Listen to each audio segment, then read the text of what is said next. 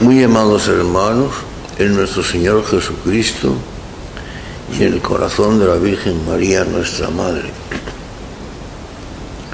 Hoy, domingo 25 después de Pentecostés, y siguiendo la llamada forma extraordinaria del rito romano de la Santa Misa, propone la Iglesia a nuestra consideración un fragmento del Evangelio de San Mateo, en el cual nuestro Señor nos propone dos breves parábolas cuyo significado es idéntico. La parábola del grano de mostaza, que siendo tan pequeña entre las semillas, sin embargo crece y se hace un árbol frondoso, al cual en su momento vienen incluso las aves del cielo a posarse.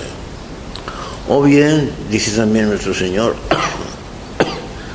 como un grano, el reino de los cielos es semejante también a una levadura, una poción de levadura que una mujer la introduce como fermento en la masa de harina para hacer pan. Y la levadura fermenta toda la masa y la convierte en ya apropiada para hacer pan. Como veis, queridos hermanos, ambas parabolitas vienen a significar prácticamente lo mismo. Tradicionalmente se han venido interpretando estas dos parábolas como el nacimiento y el crecimiento de la Iglesia, que en un principio predicada por Jesús y luego transmitida por los apóstoles, y a lo largo de las épocas y en medio de tantas dificultades se fue extendiendo por el mundo entero, a tantos países y a tanto número de gentes. Esa ha sido siempre la interpretación tradicional, más o menos. Pero hemos de tener en cuenta, sin embargo, que la Iglesia, cuerpo místico de Jesucristo, en el cual estamos integrados todos por la gracia de Dios, es un organismo vivo, un organismo viviente. Y como ocurre siempre con los organismos vivos, los tales pues nacen, crecen, viven y mueren. Eso ocurre siempre con todos los organismos vivos y con todos los organismos de una manera, bien que pertenezcan al género viviente o bien que pertenezcan a instituciones o a las sociedades que crean los hombres sobre la tierra. Por ejemplo, los imperios crecen, nacen, crecen, se extienden, se hacen poderosos, pero llega un momento que entran en declive y al final mueren y desaparecen. Lo mismo ocurre con la Iglesia. No que la Iglesia vaya a desaparecer, según la promesa de Cristo nuestro Señor, de que las puertas del infierno no prevalecerán contra ella, pero sí hemos de tener en cuenta, todos lo sabemos, que la Iglesia, fundada por Cristo Jesús nuestro Señor, tiene dos estadios. Uno, el estadio terreno, la Iglesia terrena o peregrinante o militante, a la cual pertenecemos nosotros. Y otra, su estadio definitivo, que es la Iglesia triunfante. El primer estadio, en el cual ahora permanecemos nosotros, es un estadio fugaz y transitorio, llamado a desaparecer. La Iglesia no desaparecerá nunca, pero su estadio es su estadio glorioso o definitivo en el cielo. Mientras tanto, aquí, en este estadio terreno en el cual ahora vivimos, es un estadio de militancia. La Iglesia es militante, un estadio de caminos, de caminar a una meta a la cual no hemos llegado. La Iglesia peregrina, en la que hemos de tener en cuenta, como dice la Biblia, que la vida del hombre sobre la tierra es lucha. Este estadio, como digo, al cual pertenecemos ahora nosotros, el estadio terreno de la Iglesia, es un estadio llamado a desaparecer en su momento, para dar lugar al estadio definitivo o glorioso. Es un estadio, el de ahora, fugaz, pues transitorio, de lucha, de sufrimientos. Que es un estadio en el que ahora vivimos, el de la Iglesia, por más que algunos no lo hayan pensado nunca o no lo quieran creer, que es un estadio, digo, transitorio y fugaz, es cosa cierta y lo dice la misma Sagrada Escritura. Recordemos, por ejemplo, las palabras de la epístola a los hebreos, cuando se dice allí: no tenemos aquí ciudad permanente, sino que vamos en busca de la futura.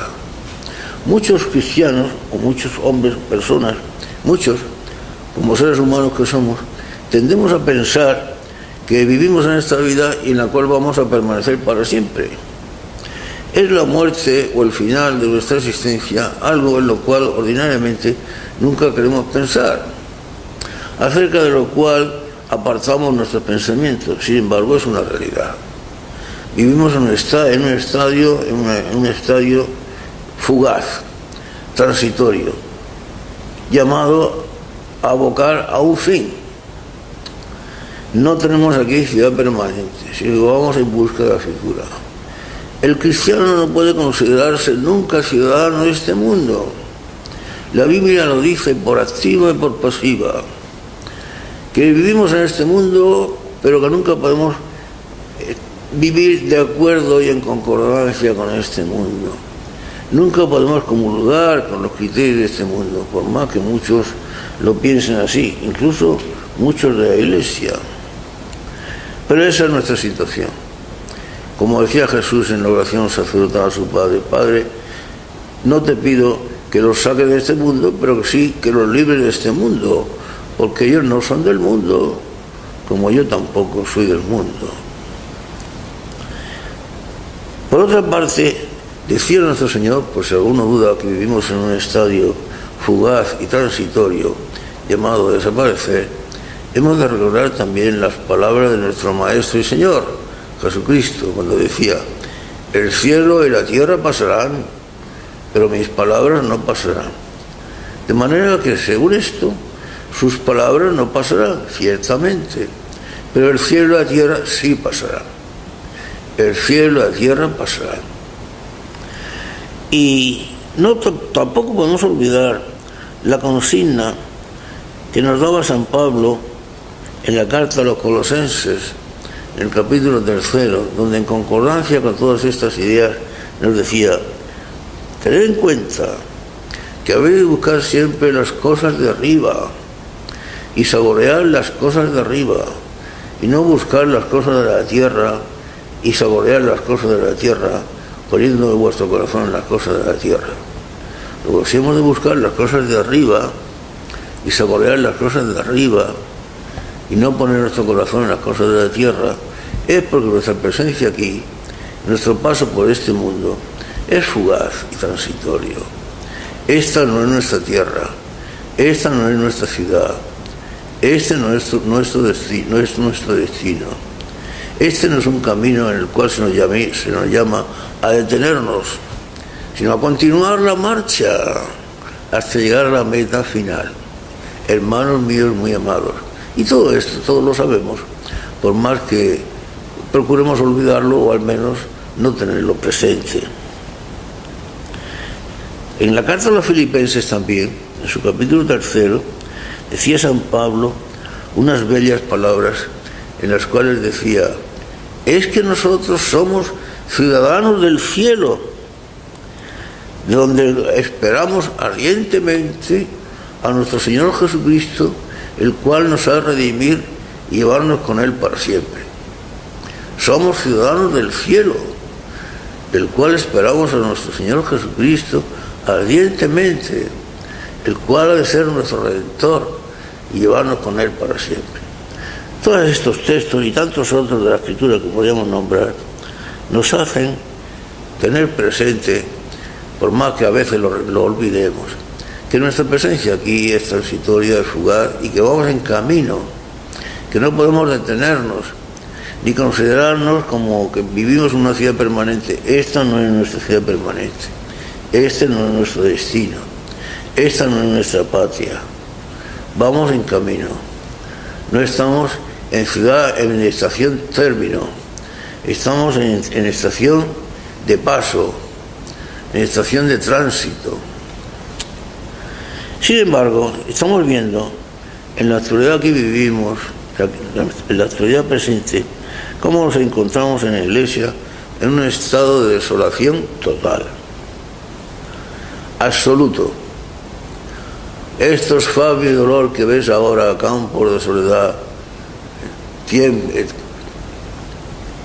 Campos de Soledad, que fueron un tiempo itálica famosa, Campos de Soledad, absoluta soledad, desolación completa. Nos encontramos en una situación total en la Iglesia en la que vivimos, en una situación de apostasía en la cual nos resulta verdaderamente difícil adivinar dónde está la Iglesia, dónde están los miembros de la Iglesia, dónde está la verdadera doctrina de la fe transmitida desde Jesucristo por los apóstoles hasta nosotros, dónde se encuentra esa doctrina, la verdadera doctrina, cómo separarla de la falsa que estamos viendo predicar constantemente, etc. Estamos en una situación de apostasía. Es muy normal que o bien que procuremos ignorar tal situación, o bien que procuremos no pensar en ella, o bien que tratemos de volver la cabeza hacia otra parte para no inquietarnos en lo que se hace, lo que se diría, el discurrir de nuestra vida ordinaria. Pero por más que tratemos de volver la cabeza hacia otro lado o dejar de pensar en la situación, sin embargo, la situación sigue estando ahí. La realidad se impone ante nuestros deseos o nuestros pensamientos. La realidad está por encima de todo. Y claro, con respecto a los que piensan que la situación no es tan grave, o que aquellos que la denunciamos somos pesimistas, tremendistas, fundamentalistas y apocalípticos, y no sé cuántas cosas más, yo daría un aviso para navegantes, o mejor dicho, un aviso para neocatólicos, optimistas de la situación, o bien increyentes que no creen en nada, o que no hacen caso de nada, o que les importa cualquier cosa, lo que se diga a favor o en contra. Así que para unos o para otros, aviso de navegantes. Mucha atención, sobre todo para los neocatólicos, que algunos llaman neocones, y que no, a mí no me gusta emplear esa terminología que supone un tanto de carácter despectivo. Pero la situación es esta. Tengamos en cuenta que la Sagrada Escritura, a la cual, si fuéramos inteligentes, deberíamos siempre de atenernos, nos avisa de que llegará un tiempo en que surgirá el falso profeta y con él sus secuaces y otros falsos profetas y pastores, los cuales, según decía la Sagrada Escritura y concretamente nuestro mismo Señor Jesús, los cuales, repito, engañarán a muchos. Fijaos que no dice la Escritura que engañarán a unos cuantos. Y en cuanto a que engañarán a muchos, atención con eso de muchos, porque según nuestro Señor, engañarán prácticamente a todos. Nuestro Señor incluso, pues, cargando las tintas, llega a pronunciar palabras inquietantes. Dice, la situación de aquellos tiempos será tal que será recortada aquella situación, será convertida en una situación más breve en atención a los elegidos, porque de otra forma nadie quedaría creyente sobre la tierra. Como veis, son unas palabras muy graves que ordinariamente no tenemos en cuenta, acerca de las cuales tendemos a ser optimistas o a pasar por encima de ellas o a mirar por otro lado, pero que están ahí. ¿Cuándo tendremos la suficiente inteligencia y la suficiente buena voluntad para atenernos a las palabras de nuestro Señor Jesucristo y recordar que sus palabras, como dijo Él, son espíritu y son vida? Y recordar, como Él mismo también dijo, que la única forma de encontrar la verdad es atenernos a sus palabras. Si escucháis mis palabras, encontraréis la verdad y solo la verdad os hará libres. Pero no tenemos eso en cuenta. Buscamos la verdad por donde no está. Y buscamos la libertad por donde jamás la vamos a encontrar. Por donde nos la prometen, nos las prometen la una y la otra, los falsos profetas, los falsos maestros y en definitiva los embusteros de turno. La única manera de encontrar la verdad y de hallar la verdadera libertad es atenernos a las palabras de Jesús. Si escucháis mis palabras, encontraréis la verdad, y solo la verdad os hará libres. Pero eso se nos olvida, o no lo tenemos en cuenta, y la buscamos por donde no está. Así somos de inteligentes los hombres. Sabemos dónde está, y la buscamos por otro lado. Sabemos dónde está la verdad, y nos empeñamos en buscarla por donde sabemos con toda seguridad que solamente vamos a encontrar el error.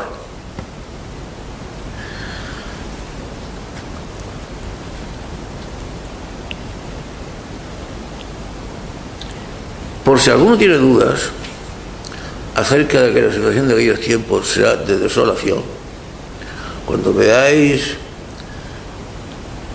la abominación de la desolación sentarse en el lugar santo, decía nuestro Señor, citando palabras del profeta Daniel, cuando veáis la abominación de la desolación sentarse en el lugar santo, pues si alguno tiene dudas, digo, acerca de que aquella situación será de auténtica desolación, si alguno piensa que mis palabras son extremistas y exageradas, pues recordemos unas palabras del Supremo Maestro, de nuestro Señor Jesús.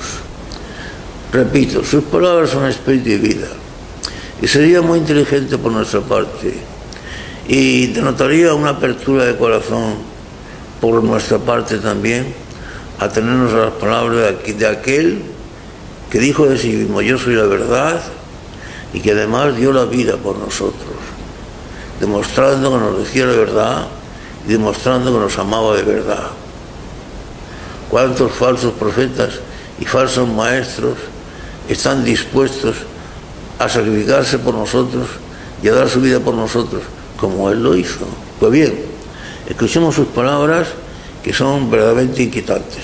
Yo las considero incluso de las palabras más inquietantes que he leído en todo el Evangelio, aludiendo a ciertas situaciones que en determinados momentos se van a dar dentro de la Iglesia y en el mundo, decía nuestro Señor, así literalmente: ¿pero pensáis acaso que cuando venga de nuevo el Hijo del Hombre encontrará fe sobre la tierra? ¿Pero pensáis acaso que cuando venga el Hijo del Hombre encontrará fe sobre la tierra? Si examinamos sus palabras a fondo, podríamos hallar que quizá el Señor no niega que cuando Él venga de nuevo no exista fe sobre la tierra. Lo que sí dice es que será bastante difícil encontrarla, incluso para Él mismo. ¿Pero pensáis acaso que cuando venga el Hijo del Hombre encontrará fe sobre la tierra? Si nos atenemos a esas palabras, hermanos míos, y si somos lógicos y actuamos en consecuencia, ¿cómo podemos negar que llegará un momento, será este o será otro? No lo sabemos, pero que llegará un momento seguro en el cual existirá en la Iglesia una situación de absoluta desolación, de completo erial, de un desierto en totalidad. ¿Dónde estará la fe sobre la tierra? ¿Dónde encontraremos un cristiano que tenga fe? ¿Dónde encontraremos un cristiano que pertenezca a la verdadera Iglesia? Porque cristianos que pertenecen a la nueva Iglesia, que en realidad no es la verdadera Iglesia de Jesucristo, los hay en millones. Unos sabiendo que proceden mal y otros sin saberlo. Pero sabiéndolo o sin saberlo, ninguno está en la verdadera Iglesia. ¿Creéis acaso que cuando venga el Hijo del Hombre encontrarás fe sobre la tierra? Y luego las palabras de Jesucristo, transmitiendo a su vez las palabras del profeta Daniel. Ya las hemos nombrado antes. Cuando veáis la abominación de la desolación sentarse en el lugar santo, sabed que el momento ha llegado. Claro que muchos dirán, y con cierta razón, es que las profecías se desenvuelven siempre en un lenguaje esotérico, que quiere decir misterioso y casi indescifrable, porque ese es el lenguaje profético, efectivamente. Y todos sabemos muy bien también que con respecto a la parusía, es decir, a la segunda venida de Jesús, su momento concreto y exacto es incierto, porque el mismo Señor lo dijo. En cuanto a ese momento preciso, solamente el Padre lo conoce. Todo eso es verdad, pero también es verdad que existen ciertas y determinadas señales dadas por nuestro mismo Señor Jesucristo, las cuales nos fueron otorgadas precisamente para que tuviéramos en cuenta la proximidad o la llegada de estos momentos, para que nos pusiéramos sobre aviso, dado lo que nos jugamos, porque nos jugamos la salvación eterna. Y no vale que en una situación desesperada miremos por otro lado o nos hagamos los desentendidos. Imaginaos una situación de un terremoto violento, o de una situación de bombardeo o de incendio total de una ciudad, en la cual nos cruzábamos de brazos y empezábamos a decir, no, si no pasaba nada, no pasa nada, si esto se va a arreglar, si esto es puramente pasajero. Y mientras tanto nos cogía alguna apertura abierta en la tierra por el terremoto o alguna bomba que nos caía encima. Ciertamente tomaríamos nuestras decisiones y entre otras cosas saldríamos corriendo o buscaríamos refugio seguro donde más cerca podíamos encontrarlo. Pero cruzarnos de brazos y no hacer caso y mostrarnos indiferentes sería la postura más loca que podríamos adoptar. Y sin embargo es la que estamos adoptando. Nos encontramos en un estado de apostasía general, lo reconozcamos o no, de desolación absoluta, de una situación en la cual la Iglesia o el terreno en el que estaba asentada la Iglesia se ha convertido en un yermo, en un erial, en un desierto como el de Gobi o algo peor, de pura piedra, donde jamás se encuentra en muchísimos kilómetros una gota de agua, nada, ni una brizna de vida, nada.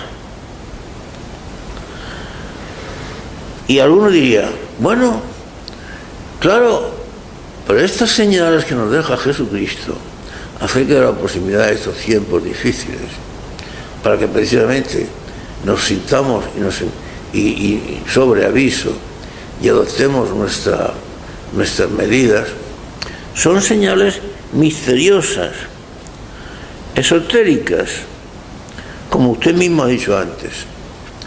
¿De acuerdo? De acuerdo. Pero tengamos en cuenta una cosa, hermanos míos queridos, a los que yo amo con todo mi corazón. Tengamos en cuenta una cosa, seamos lógicos y actuemos con racionalidad.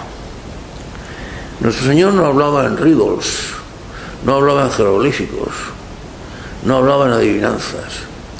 Si nos dijo estas señales, por muy misteriosas que nos parezcan, sería para algo, a no ser que admitamos que nuestro Señor hablaba por hablar, o hablaba en verborrea sin sentido, o hablaba para tomarnos el pelo. Si nos dio estas señales, nos las daría precisamente para que las tuviéramos en cuenta y para que estuviéramos sobre aviso. Cuando veáis la abominación de la desolación sentarse en el lugar santo, luego cuando la veáis, luego se puede ver. Luego llegaría un momento en que se podría ver. Incluso solamente dejarían de verla aquellos que cerraran los ojos o que no quisieran verla. Pero se podría ver, a no ser que pensemos que nuestro Señor hablaba por hablar, o hablaba sin sentido. Cuando veáis la abominación de la desolación sentarse en el lugar santo, o si no aquellas palabras tan expresivas y tan significativas, cuando él mismo decía, aprended de la higuera. Cuando veis que la higuera comienza a echar brotes tiernos y hojas verdes y ponerse frondosa, pensáis, luego está cerca el verano. Y decía Jesús, pues aprended de la higuera. Cuando veáis estas cosas, aprended que están cerca los acontecimientos. Los ejemplos son expresivos y están bien claros. Nuestro Señor no hablaba por hablar, a no ser que lo consideremos como un charlatán o como un dicedor de adivinanzas o de riddles o de jeroglíficos incomprensibles. Pero eso no es nuestro Señor. Eso no es propio de un maestro. Eso no es propio de aquel que dijo de sí mismo, yo soy la verdad, y que toda verdad procede de él. Por lo tanto, yo daría un nuevo aviso para navegantes, y en este caso concreto para los optimistas y para los nuevos católicos. Aviso.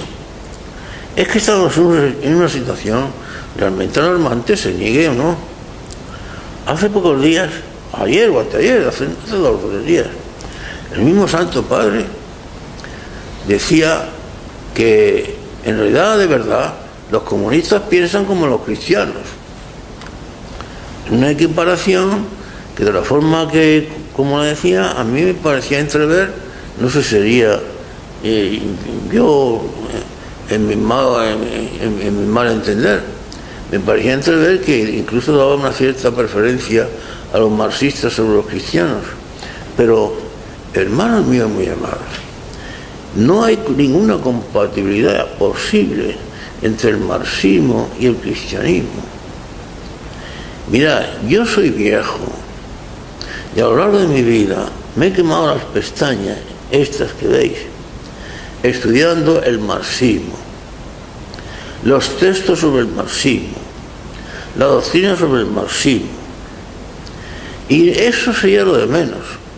Que yo me haya estudiado quemándome las pestañas, como digo, la doctrina sobre el marxismo y su compatibilidad con la doctrina cristiana, sería, digo, lo de menos.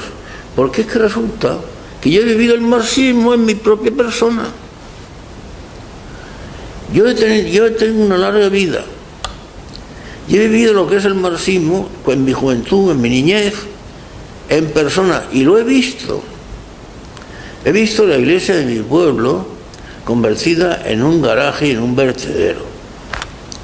He visto a los sacerdotes de mi pueblo, tres, en un pueblo que no era muy grande, asesinados en la misma celda donde habían sido recluidos, a tiro limpio.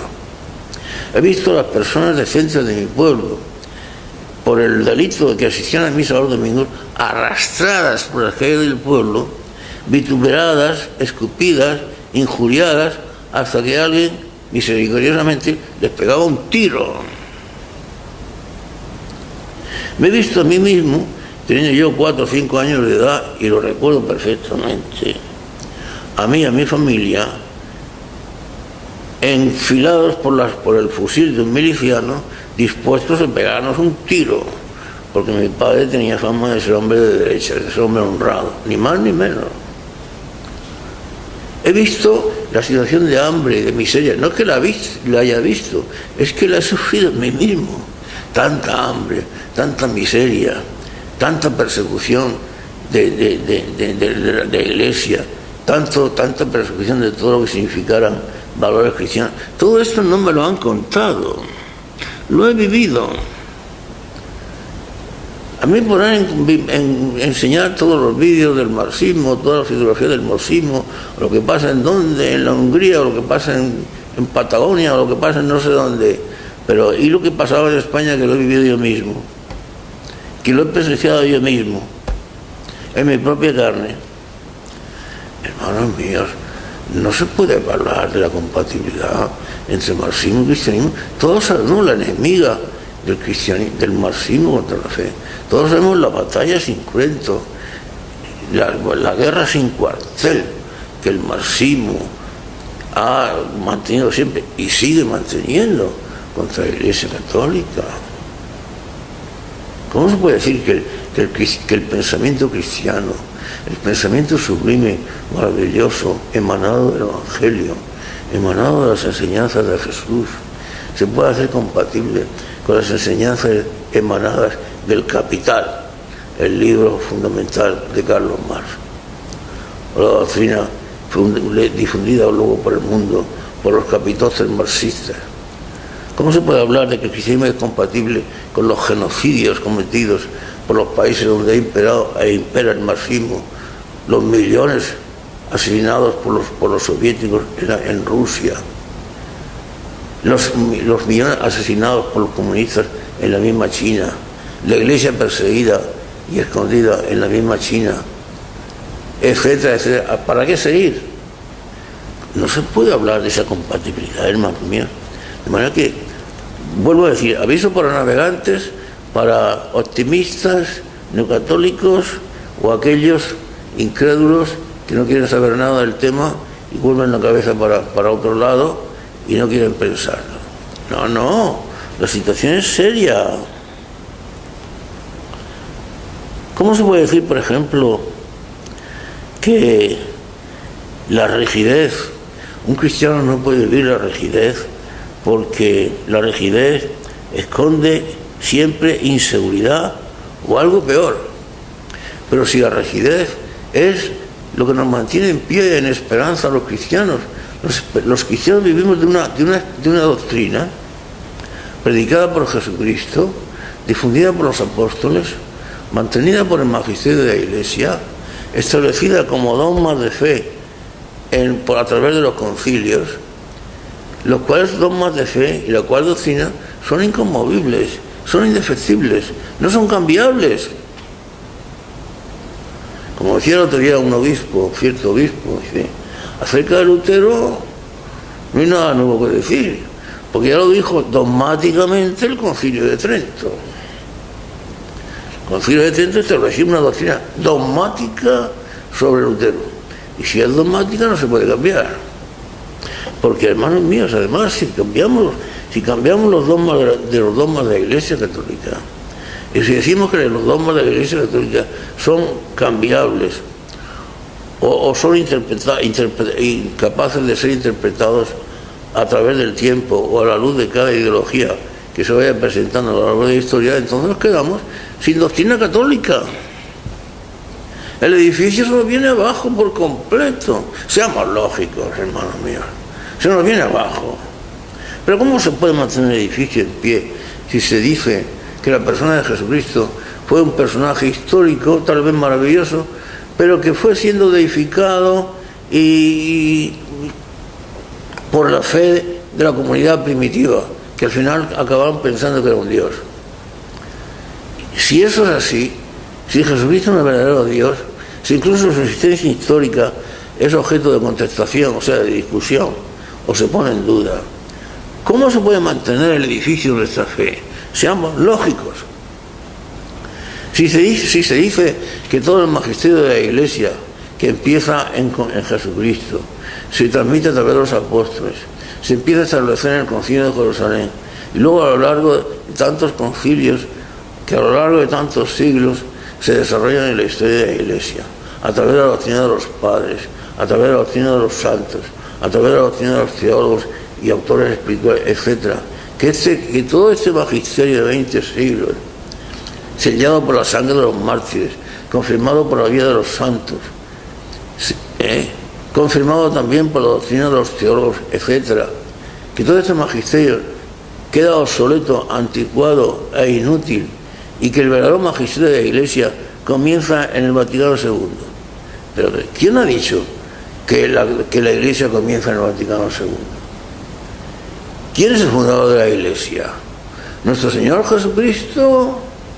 ¿O el Papa Juan XXIII, cuando en su discurso de apertura del Concilio Vaticano II dice que la Iglesia cambie de rumbo y que ahora va a dejar de denunciar los errores y la herejía, etc., y la Iglesia se abre al mundo? Pues la Iglesia no se podía abrir al mundo. La Iglesia está en el mundo y es su misión como la levadura, fermentar al mundo, pero no hacerse del mundo. La levadura se convierte en pan, pero la Iglesia no se convierte en el mundo. Como decía Santiago, es que no sabéis que los que se hacen amigos del mundo se hacen enemigos de Dios. ¿Y acaso no están presentes las palabras y las promesas de Jesucristo en las cuales nos advierte una y otra vez que nosotros estamos en el mundo, pero que no somos del mundo? Como que Él mismo tampoco fue nunca del mundo. Hemos venido a fermentar el mundo, a cambiar el mundo, pero no a convertirnos en el mundo. Si nos convertimos en el mundo y somos iguales al mundo, ¿qué vamos a cambiar?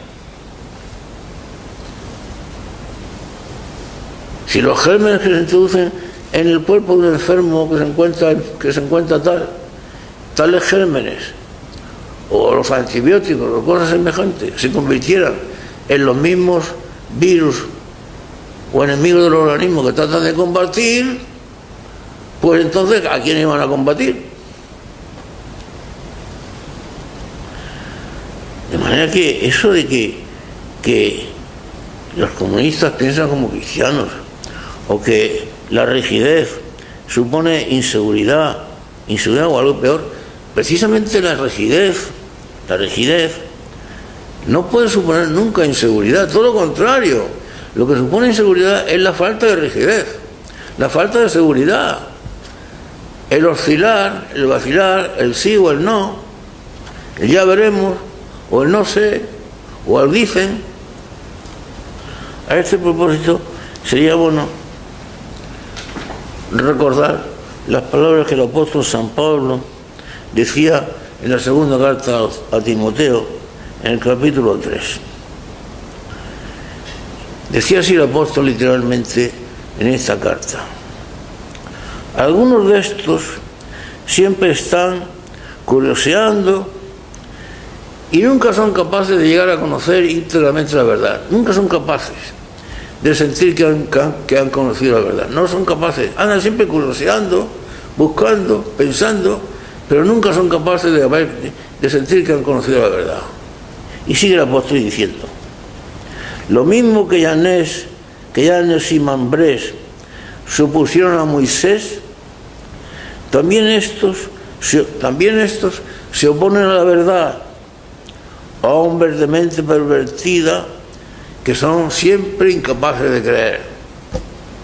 Nunca son incapaces de pensar que han llegado a conocer con seguridad la verdad, de estar estableciendo la verdad. Esto lo dice San Pablo en la segunda de Timoteo, en el capítulo 3. Una vez más, repito, se nos olvidan las enseñanzas de la Escritura y nos atenemos a las enseñanzas de cualquiera que aparece por ahí. Así somos los hombres, así somos los seres humanos. Los cristianos habríamos de ser los hombres que mayor seguridad gozan en el mundo. Somos los hombres los únicos que poseen la verdad. Yo muchas veces me sonrío cuando veo las soluciones que pretenden poner en práctica los políticos. Los políticos, los economistas, y todos están muy bien. Pero todas esas soluciones de los políticos y de los economistas se fundaran en último término, en los principios de la vida cristiana, seguro que darían en el clavo. Si todas las especulaciones, imaginaciones, teorías y ideologías que los hombres elaboramos, imaginamos y enseñamos se fundaran en las luces que el Espíritu Santo esté dispuesto a derramar sobre la mente y la conciencia de los cristianos, de los hombres, de buena voluntad, otra cosa sería de nosotros y de la humanidad. Decía Jesucristo que lo único que nos conduciría hasta la verdad completa sería el Espíritu Santo. El Espíritu Santo os conducirá hasta la verdad completa, porque el Espíritu Santo lo haría las palabras que había oído, o sea, las palabras de Jesucristo. Mis palabras, que escuchen mis palabras, conocerá la verdad, y entonces, y solo la verdad os hará libres. Pero todo esto, como he dicho antes, lo olvidamos. ¿Qué es eso de que la inseguridad es lo propio del cristiano y que la rigidez supone siempre algo malo? Pues no decía Jesucristo que nuestro hablar y nuestro sentir habría de ser siempre sí, sí, o no, no, sí o no, tal cual. Decía Jesús, todo lo que sea aparte de esto o más de esto procede del maligno. Esa es la seguridad y la firmeza del cristiano.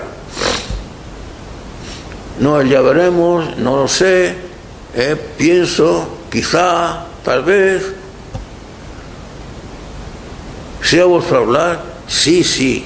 Y la fe no es una creencia que se basa en dudas o en inseguridades o en vacilaciones. Se basa en el amor.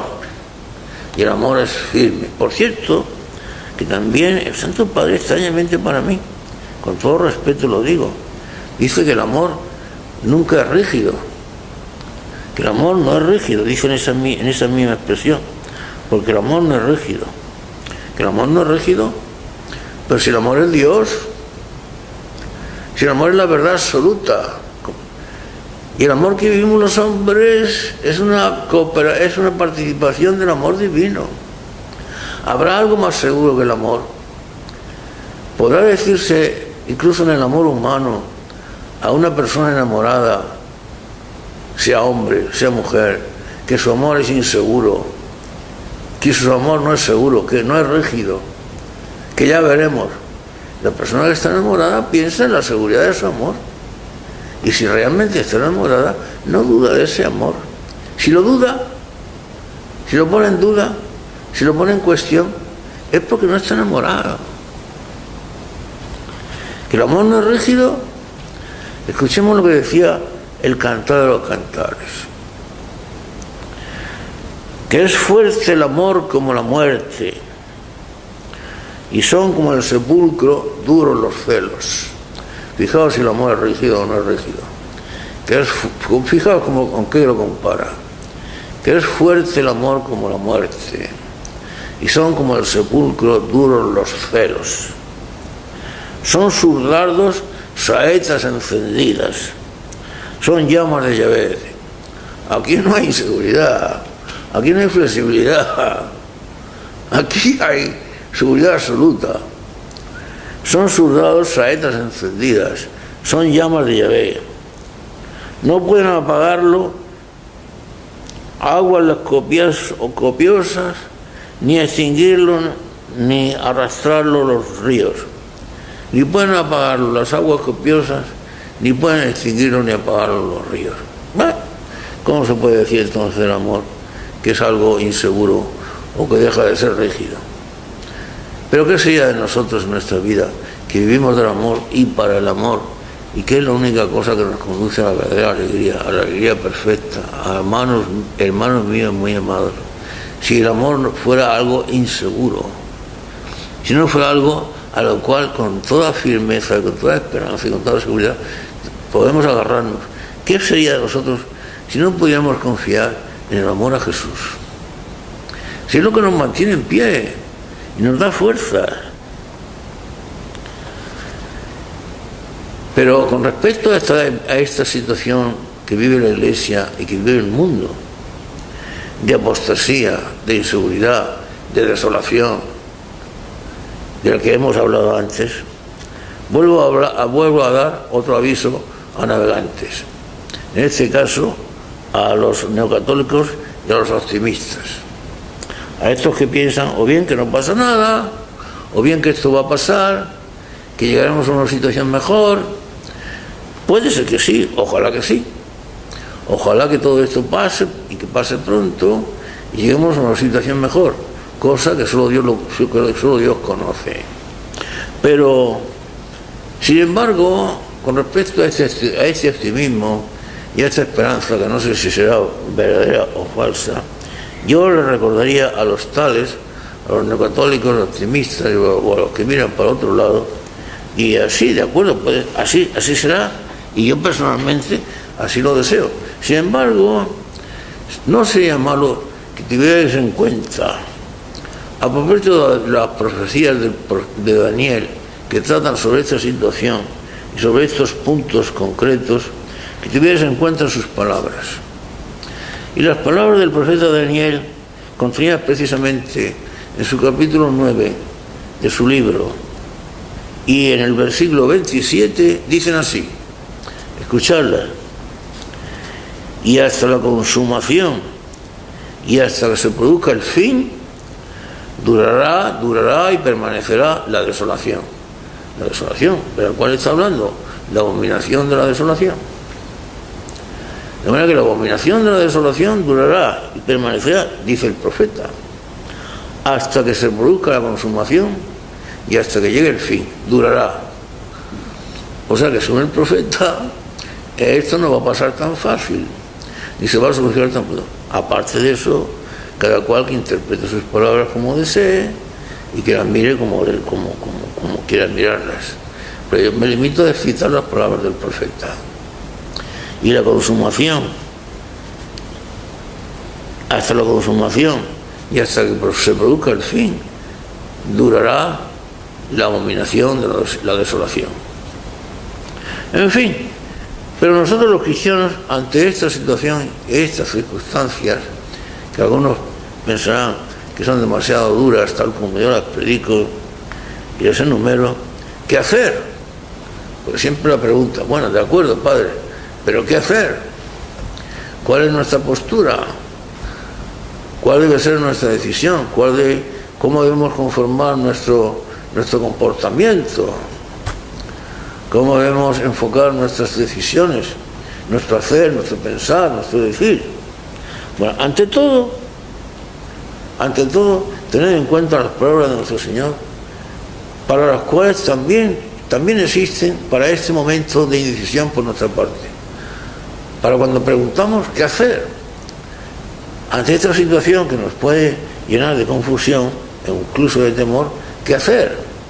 También nuestro Señor nos da un consejo y nos dice: cuando veáis que todas estas cosas suceden, levantad vuestro corazón y elevad vuestros ánimos, porque se acerca el momento de vuestra redención.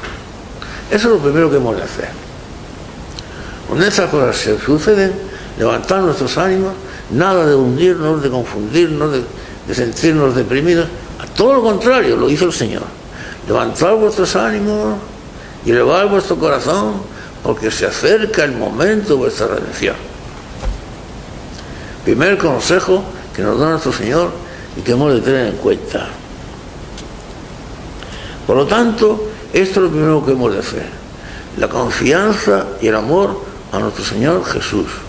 Hermanos míos muy amados, sin esta confianza ciega en Jesús, la cual a su vez se deriva y se desprende de un amor total a Jesús, porque a Jesús no es una persona a la cual hemos de tenerle devoción, respeto, consideración y hasta cierto amor. No se trata de eso.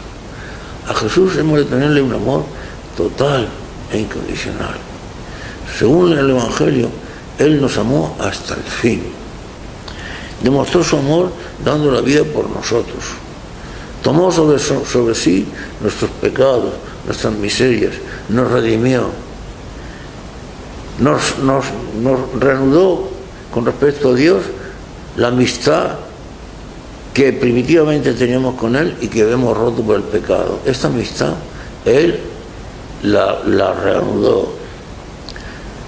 Nuestras relaciones con Dios, que eran unas relaciones de temor, porque esperábamos el castigo bien merecido por nuestra parte, Él las convirtió en unas relaciones de amor y de amistad. Porque desde ahora, decía Él, ya no los llamaré siervos, sino amigos. Y yo he venido para llevaros conmigo, y para que donde yo estoy, estéis también conmigo. Hermanos míos, pues si tenemos esa promesa, y las promesas del Señor siempre se cumplen, ¿cómo podemos estar tristes? ¿Cómo podemos sentirnos desesperanzados? ¿Cómo podemos sentirnos oprimidos o confundidos? Tengamos en cuenta que Jesucristo es el alfa y el omega, el primero y el último, el principio y el fin. Todo fue hecho por Él y para Él. Es el Señor de la historia. Nada ocurre en la historia sin que Él tenga el perfecto control de los acontecimientos. Y todo lo que ocurre en la historia es permitido por Dios para el bien de los elegidos. Por eso decía la Biblia, es que Jesucristo es el mismo ayer y hoy y siempre y por los siglos. Con Jesucristo no puede nadie. Nadie podrá contra Él. Es el Señor de la historia, es el Señor del universo. Todo fue hecho por Él y para Él. ¿Acaso se va a perder? ¿Va a servir para nada el valor de su muerte en la cruz, el valor de su resurrección, la gloria alcanzada con la resurrección, la resurrección que a su vez nos mereció a nosotros mismos también con la suya propia, la participación en su muerte, con lo cual hizo gloriosos y valiosos nuestros propios sufrimientos y nuestras propias angustias en esta vida? ¿Todo eso va a servir para nada? ¿Y acaso Dios es tonto? ¿Es que Dios está demasiado tiempo sin hacer nada? Tranquilos, no pretendamos ser más sabios que Dios. Vamos a sentirnos criaturas y vamos a respetar los designios, los tiempos y los caminos de Dios, hermanos míos muy amados. Que ya decía San Pablo que de Dios nadie se ríe y Dios siempre hará justicia. Recordemos las palabras que decía San Pablo en la carta a los Romanos, en el capítulo 8. Pero vamos a ver, ¿qué nos podrá separar del amor de Jesucristo? La muerte, la vida, la espada, el temor, las tinieblas, lo malo. Nada nos podrá separar del amor de Jesucristo, nada. Nadie podrá sentirse y ser separado del amor de Jesucristo. Esa confianza y ese amor a Jesucristo, que nosotros como cristianos debiera de ser algo inconmovible, que debiera de ser la fuente que acabara en nosotros con todas las vacilaciones, con todas las dudas, con toda la falta de confianza, con todos los motivos que nos llevan a confusión. Esa falta, ese amor a Jesucristo y esa confianza fiel en esa persona a la que amamos como hay que amar, con todo el corazón, sería para nosotros la fuente de la confianza, la fuente de toda seguridad y la fuente o el camino que nos conduciría a la alegría perfecta, aquella de la que hablaba San Francisco de Asís en el libro de las florecillas. No olvidemos aquello que decía Jesús mismo, porque el cielo y la tierra pasarán, pero mis palabras no pasarán jamás. Sí, ya lo hemos dicho al principio, pasará el cielo y la tierra, pero las palabras de Jesús no pasarán jamás. Y luego aquello que decía San Pablo también, porque ninguno de nosotros vive para sí y ninguno de nosotros muere para sí. Y esto es lo que debemos hacer nosotros, enfocar y considerar nuestra vida como que es para el Señor, y que nuestra muerte es en el Señor, con el Señor y para el Señor. Y eso acabaría en nosotros con toda confusión, con toda duda, con toda vacilación, y nos conduciría a la verdadera fuente del amor y de la confianza, porque ninguno de nosotros vive para sí y ninguno de nosotros muere para sí, porque si vivimos, para el Señor vivimos, y si morimos, para el Señor morimos. Y en fin, sea que vivamos o sea que muramos, del Señor somos. Y si somos del Señor, hermanos queridos, nadie podrá contra nosotros, nadie ni nada. Porque, y termino, como decía también el apóstol San Pablo, otras palabras que también olvidamos con frecuencia, porque para los que aman a Dios, todo lo que les sucede, sea lo que sea, es para su bien. Para los que aman a Dios, todo lo que les sucede es para su bien. Y si nos damos cuenta de que ninguno de nosotros vive para sí, y ninguno de nosotros vive para sí, y si vivimos para el Señor vivimos, Y si morimos para el Señor, morimos, porque del Señor somos. Entonces, el camino de la alegría perfecta, la garantía de nuestra felicidad, la garantía de que andamos con seguridad por el camino cierto, es segura. Y ciertamente, estas cosas de las que hablábamos al principio, están sucediendo o van a suceder, o están sucediendo ya. Lo crean algunos, lo dejen de creer o lo dejen de considerar. Pero para el cristiano, todo esto sería indiferente, porque el cristiano sigue su camino, considerando que no tenemos aquí vida permanente, sino que vamos en busca de la futura, y que en ese camino vamos conducidos por la mano de Jesús, animados por la confianza en Él y sobre todo por el amor que le tenemos a Él, que en definitiva es la consecuencia y el resultado del amor que Él nos tiene a nosotros. Que así sea, hermanos míos muy queridos.